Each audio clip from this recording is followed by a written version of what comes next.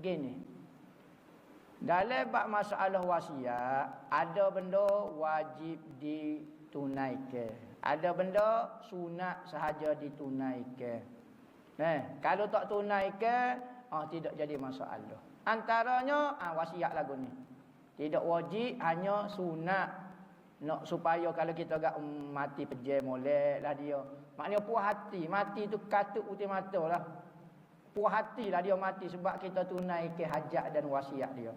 Tapi kalau kita tak tunai, tidak berdosa.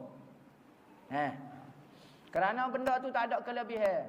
Kecuali orang tu duduk di Mekah, kau apa dia wasiat mati Mekah. Kita tiba-tiba kita ambil dia, mati buat klik Malaysia. Tak boleh. Tapi kalau dia duduk di Kelantan, tiba-tiba niat nak mati di Kelantan, Sultan Mekah. Jadi kau nyusuh tak boleh juga. Ni duduk Mekah dah. Tu baru. Tapi kalau buat Kelantan, tak ada kelebihan. Tanah dalam laut mana supo ya. Dalam hunyo mana, negeri mana pun tak ada kelebihan. Di negeri-negeri mana-mana. Maka wasiat yang harus dia panggil. Ikutlah nak buat apa. Jadi nak buat pun boleh, tak buat pun tak apa.